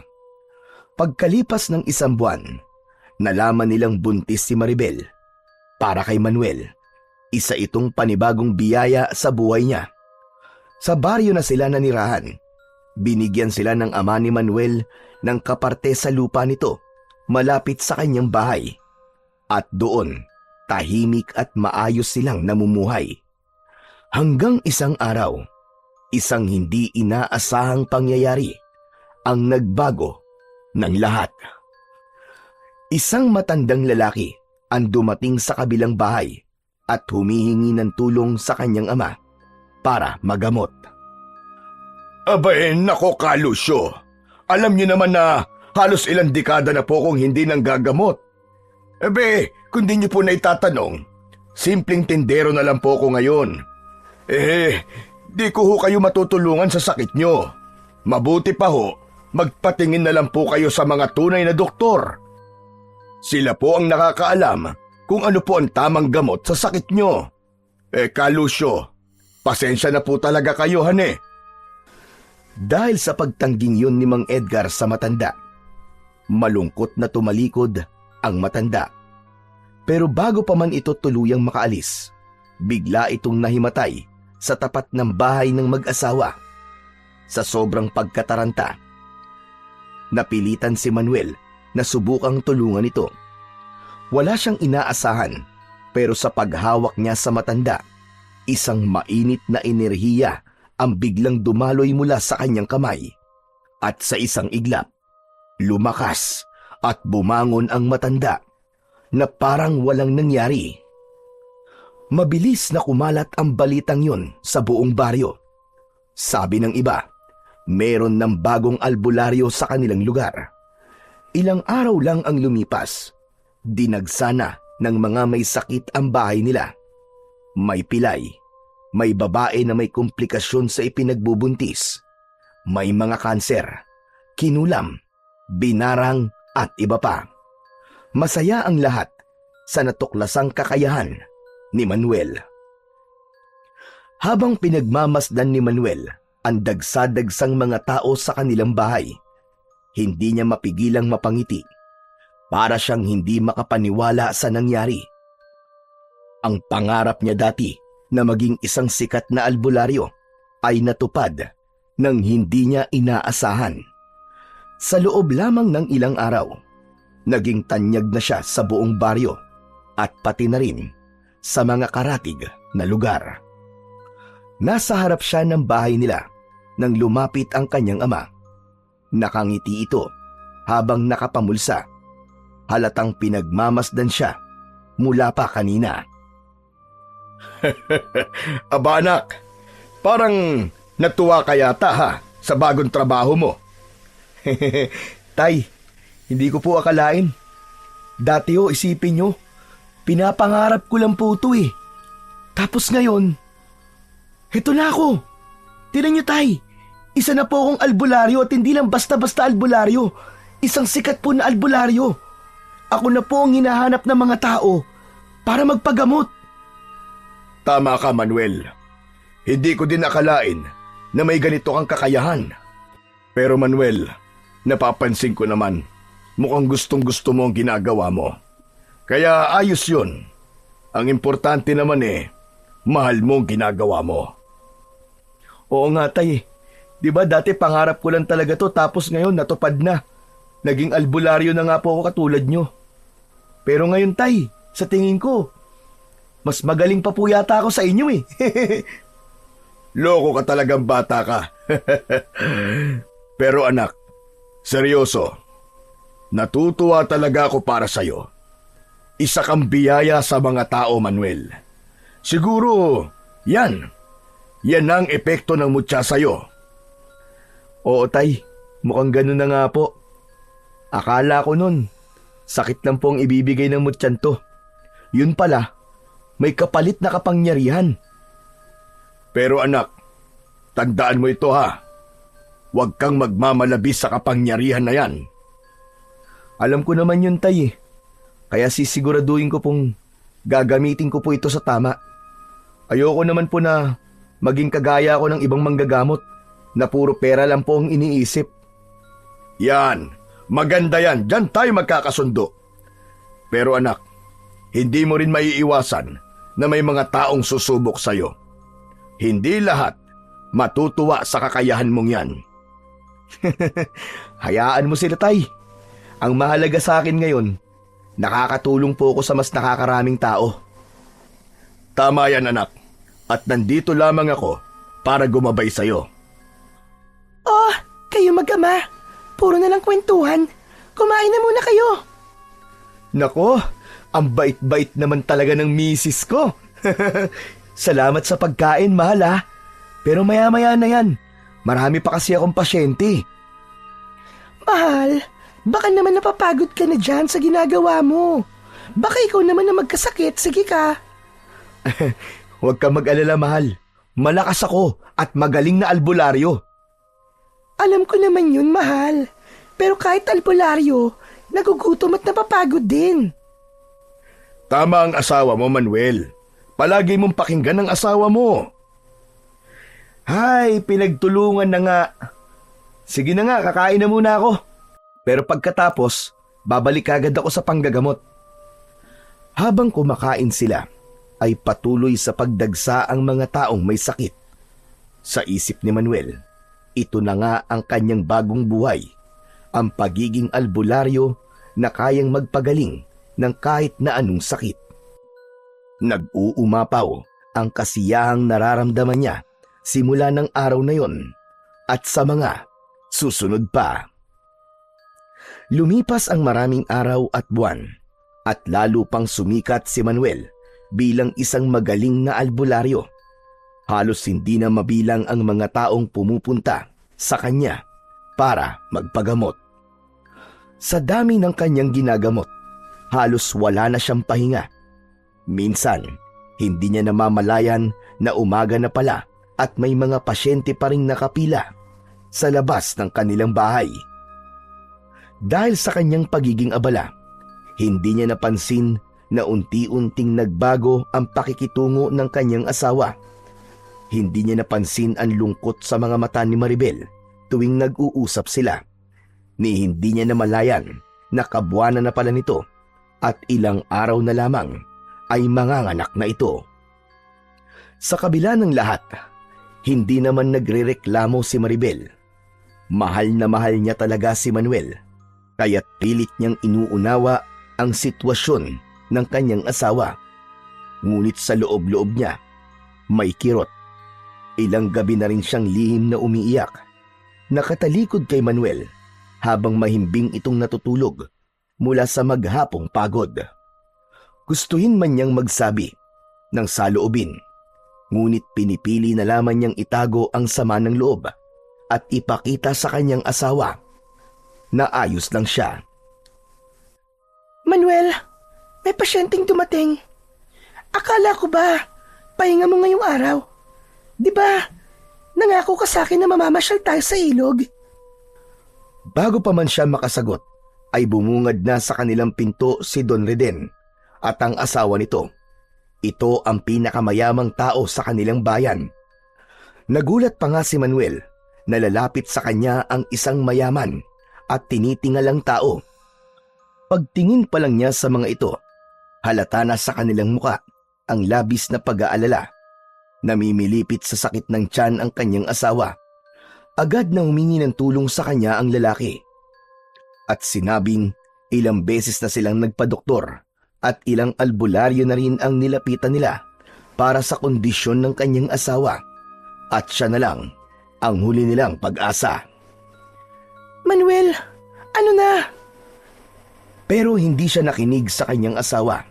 Hindi niya kayang tumanggi sa taong nangangailangan ng kanyang tulong. Agad siyang lumuhod sa harap ng babae at marahang hinawakan ang tiyan nito. Wala siyang tiyak na alam sa pagpapagaling sa ganitong sitwasyon, pero parang may gumagabay sa kanyang mga kilos. Pagkatapos niyang masuri ang kalagayan nito, kumuha siya ng mainit na tubig at sinuob ang babae. Dinikdik niya ang luya, hinaluan ng konting asin at pinainom ito sa babae. Matapos niya itong dasalan, isang dasal na tila kusa na lamang pumapasok sa kanyang isipan. Ilang sandali pa, unti-unti nang bumalik ang kulay sa mukha ng babae. Ang dating pagdaing nito ay napalitan ng malalim na paghinga at sa isang iglap, huminto ang pagsakit ng tiyan nito. Labis-labis ang pasasalamat ng Don at inalok siya ng malaking halaga bilang pasasalamat. Pero hindi yun kinuha ni Manuel, maski ilang beses pa siyang pilitin ng Don. Pagkaalis ng mag-asawa, dun lang niya napansin na nakabihis na ng pambahay ang kanyang asawa. Manuel, bakit hindi mo tinanggap ang pera? Alam mo namang kailangan natin yun, di ba? Lalo na ngayon na malapit na akong manganak. Maribel, mahal, hindi ako gumagamot para sa pera. Hindi ko kayang singilin ng taong lumalapit sa akin para magpagamot. Alam mo naman yun, di ba? Pero kung sana nga binibigay sa'yo eh. Sa kabarya lang yun sa kanya. Sana tinanggap mo na. Para may pambili man lang tayo ng gamit o paro ng anak mo. Saka kung palaging ganito, paano naman tayo niyan? Paano ang kinabukasan natin? Mahal, ginagawa ko lang naman kung anong alam kong tama. Hindi ako nag-albularyo para magpayaman. Ginagawa mo ang tama? Para kanino? Para sa kanila? Paano naman kami ng anak mo? Hindi mo ba naisip na nangangailangan din ako ng atensyon mo, Manuel? Hindi lang sila ang umaasa sa'yo. Maribel naman, akala ko naman naiintindihan mong ginagawa ko. Ba't nanunumbat ka bigla? Bakit pinababayaan ba kita? Talaga? Alam mo ba kung anong petsa na? Alam mo bang kabuanan ko na? Alam mo bang gabi-gabi akong umiiyak sa tabi mo? Dahil pakiramdam ko, wala na akong halaga sa'yo. Maribel, hindi mo naiintindihan eh. Ikaw ang di nakakaintindi, Manuel. Para kang bulag sa lahat ng bagay, maliban sa panggagamot mo. Para sa'yo, parang wala na akong saysay. Maribel, hindi naman sa ganun. Ganun na nga yun eh. At alam mo kung anong mas masakit? Wala kang balak baguhin yan. Sandali lang, nakikiusap naman ako sa'yo. Huwag mo naman akong pigilan sa ginagawa ko. Huwag ka na magalit, mahal. Akala ko naman suportado mo ako. Akala ko din, Manuel. Akala ko din. Hindi. Kasi masakit pala na palagi nilang sila ang inuuna mo. Na sila palagi ang pinipili mo. Natahimik si Manuel. Wala na siyang maisagot sa kanyang asawa sa pagkakataong yon. Napayuko na lamang siya. Pinili na lang niyang wag na itong patulan sa pagmamaktol. Yumuko ang lalaki. Alam mo, Manuel, pagod na ako. Kung hindi mo kayang piliin ang pamilya mo, ako na lang ang pipili para sa sarili ko. Agad na binitbit ni Maribel ang ilang piraso ng gamit at nagsimulang lumabas ng pinto. Mahal! Maribel! Saan ka pupunta? Doon muna ako kay Lolo, Manuel. Puntahan mo na lang ako doon pag malinaw na ang isip mo. Nang araw ding yon, di na siya nakasunod sa kanyang asawa dahil nagsidatingan na naman ang marami pa niyang mga pasyente. Halos hating gabi na nang matapos sila. Nang mapansin ng kanyang ama ang lungkot sa kanyang muka, lumapit ito at tinapik siya sa kanyang balikat. O ano, Manuel? Naniwala ka na? Di ba sabi ko naman sa'yo noon, palagi kang makikinig sa asawa mo. Hindi ang mga tao ang pinakamalaking responsibilidad mo, anak. Alam mo kung ano? Ang sarili mong pamilya. Abay, buntis ang asawa mo ah. Natural na ngangailangan yun ng atensyon mo. Oras mo ang kailangan ni Maribel, anak. Bago mahuli ang lahat, sana'y maayos nyo to. Alang-alang sa magiging anak nyo. Oo nga, Tay. Tama naman po kayo. Pero paano ko po gagawin yun, Tay? Paano ko po tatanggihan ang mga taong nangangailangan ng tulong? Yung iba po sa akin lang po umaasa. Pero anak, sa'yo lang din umaasa si Maribel. Ano bang gusto niyong gawin ko, Tay? Gusto niyo po bang ihinto ko na rin to? Tulad po ng ginawa niyo nun. Hindi ko sinabing itigil mo. Pero dapat, yung limitasyon, alam mo.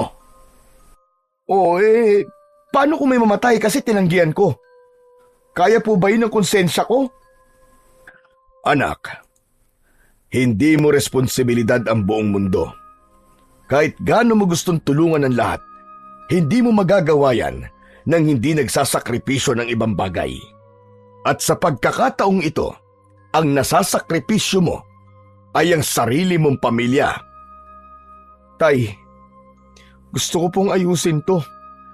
Gusto ko pong bumawi kay Maribel. Pero hindi ko po alam kung paano eh. Wala nang ibang paraan, anak. Puntahan mo kagad siya bukas. Kinabukasan, maaga pa lang, ay gumayak na si Manuel para sunduin at makipag-ayos sa kanyang asawa.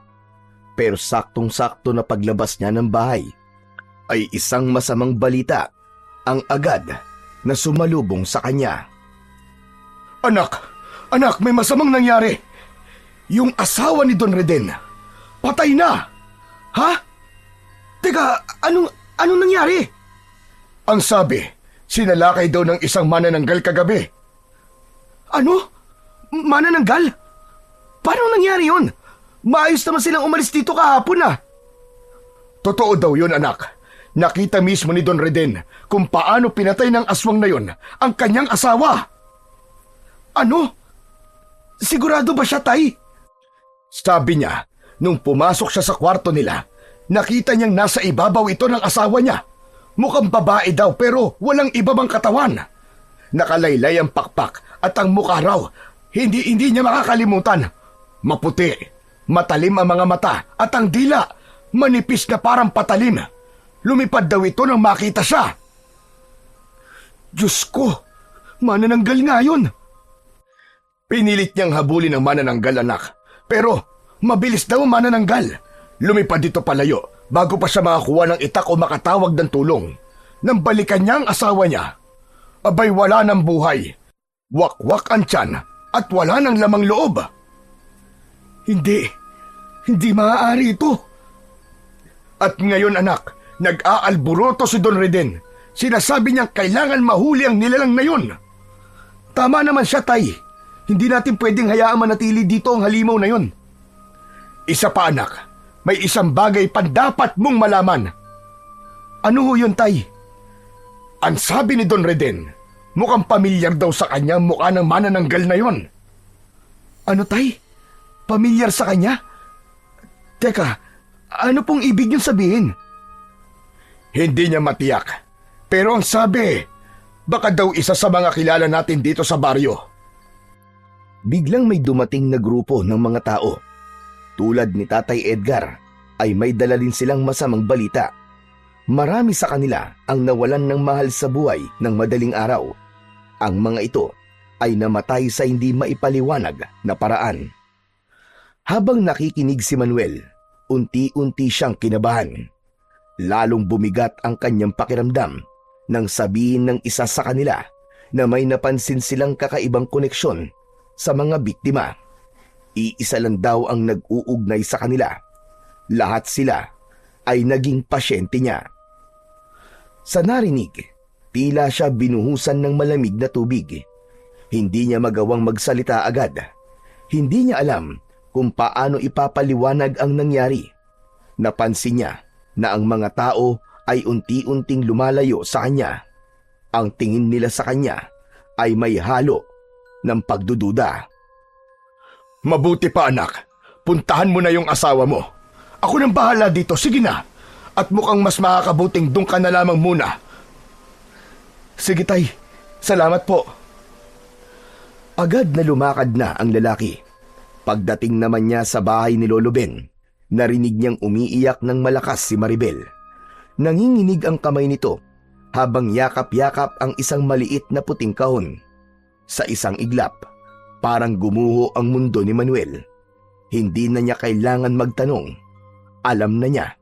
Dahan-dahan siyang lumapit. Pero bago pa man siya makapagsalita, inunahan na siya ng matanda. Wala kang karapatang lumapit, Manuel! Wala! Kasalanan mo ito! Lolo, hindi ko po alam, Lolo. Hindi ko po alam na mangyayari to. Hindi mo alam! Hindi mo alam! Napabayaan mo ang sarili mong asawa. Sinasamba ka ng mga tao sa baryo, pero ang mismong pamilya mo, hindi mo na nabigyan ng halaga. Ngayon, tignan mo ang ginawa mo! Tumalikod si Maribel. Yakap pa rin ang kahon. Tahimik siyang umiiyak. Wala nang lakas para makisali sa gulo. Ni hindi siya nilingon ng asawa, kaya lalong nadurog ang kanyang puso. Mahal, umalis ka na! Umalis ka na rito, Manuel! Bago ko pa makalimutan na naging manugang kita! Gusto niyang lumaban, magpaliwanag, pero alam niyang wala nang silbi ang anumang sasabihin niya sa oras na yon. Wala na siyang nagawa, kundi ang tumalikod. Masamang-masama ang kanyang pakiramdam sa pagkawala ng kanyang anak. Parang dinurog ng gusto ang kanyang puso.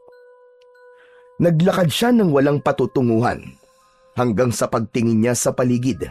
Nakita niya ang sagingan, ang lugar kung saan niya nakuha ang mutya. Doon tila parang sumabog ang kanyang galit. Nilapitan niya ang mga puno at tinibag ang mga yon. Doon niya lahat binuhos ang sakit at ang puot na kanyang nararamdaman. Bakit? Bakit ko pa kinuha ang mutya? Kung alam ko lang na ganito magiging kapalit! Sinuntok niya ang lupa, paulit-ulit, hanggang sa maramdaman niyang dumugo na ang kanyang kamao. Wala siyang ibang sinisisi, kundi ang sarili niya. Ang kanyang kagustuhan na makatulong, ang pagnanais na maging isang dakilang manggagamot. Iyon mismo ang naging dahilan ng lahat ng trahedya sa buhay niya. Maghapon siyang nanatili sa gubat, nakatulala at walang ganong kumilos. Nang sumapit ang gabi, napagdesisyonan niyang bumalik kay Maribel. Kailangan nilang mag-usap. Kailangan niyang itama ang lahat. Kahit pagalit ito sa kanya, kahit pa hindi siya matanggap, hindi siya pwedeng sumuko. Habang naglalakad siya sa madilim na daan pauwi, biglang may pagaspas ng hangin ang dumaan at paikot-ikot sa kanyang itaas. Napahinto siya at tumingala, at doon niya nakita nakalutang ang manananggal. Hindi naman nagdalawang isip si Manuel. Mabilis siyang kumilos. Dinukot ang isang bote ng langis na laging dala niya at ipinahid ito sa kanyang kamay. Naghanap siya ng anumang maaaring ipanlaban sa aswang. Sa kanyang pagmamadali, napansin niya ang isang sanga na sakto namang matulis ang pagkakaputol. Isang perpektong sandata laban sa halimaw. Biglang sumugod ang manananggal. Napaatras si Manuel at sa huling saglit, naiwasan niya ang matalim na kuko na muntik nang humiwa sa kanyang leeg. Ngunit hindi pa ito tapos. Muli itong sumugod. Mas mabilis, mas mabangis. Sa gitna ng labanan nilang dalawa, dumating naman bigla si Lolo Ben. Tama na! Itigil mo yan, Manuel! Alam ko kung sino yan! Ano, Lolo Ben? Sino siya? Sino ang halimaw na yan? Si Maribel, Manuel! Ang iyong asawa! Ha? Hindi! Hindi maaari ito! Hindi niya ginustong maging isang manananggal. Sa loob ng maraming taon, nagawa niyang pigilan ng sarili na pumatay ng tao. Hindi niya hinayaan ng sumpang bumalot sa kanya. Ngunit nang mamatay ang inyong anak, doon na siya tuluyang bumigay. Hindi totoo yan, Lolo Ben, hindi totoo yan. Ni minsan, hindi ko naman siya nakitang naging aswang Dahil ang isang manananggal, nawawalan ng kakayahang maging aswang kapag nabuntis. Yun ang dahilan kung bakit namuhay siya bilang isang normal na tao. Ipinanganak niyang patay ang bata. Wala na siyang dahilan para pigilan ng sarili niya. Ibig sabihin, siya ba ang pumatay sa mga naging pasyente ko? Tama ka, Manuel. Dahil sila ang sinisisi niya kung bakit ka nawalan ng oras sa kanya. Kung bakit namatay ang anak niyo. Napakuyom ang kamao ni Manuel. Gusto niyang tumakbo at hanapin si Maribel. Ngunit may isang bagay pang bumabagabag sa kanya. Tumingin siya sa matanda at sa unang pagkakataon, pinagmasdan niya itong mabuti. At doon niya nakita ang suot nitong kwintas na may nakasabit na isang estampita. Gawa sa maliit na papel na may larawan ng isang lalaki. Nakabalot ito sa plastik. Pamilyar ang larawan sa kanya. Ito ang lalaking nakita niya sa larawan na nakasabit sa bahay ni Lolo Ben noon. Ikaw? Ikaw ang nasa larawan? Tama ka, Manuel. Dati akong isang antingero at manunugis ng aswang. Marami na akong napatay. Ngunit ang pinakamatinding labang ko, ang pinakahuling aswang na napatay ko, siya ang dahilan kung bakit nandito tayo ngayon. Ano, Lolo Ben? Ano pong ibig niyong sabihin? Ang sumpa, Manuel. Ang sumpa na ibinigay sa akin ng mga aswang na naghihiganti. Hindi ako ang pinatay nila.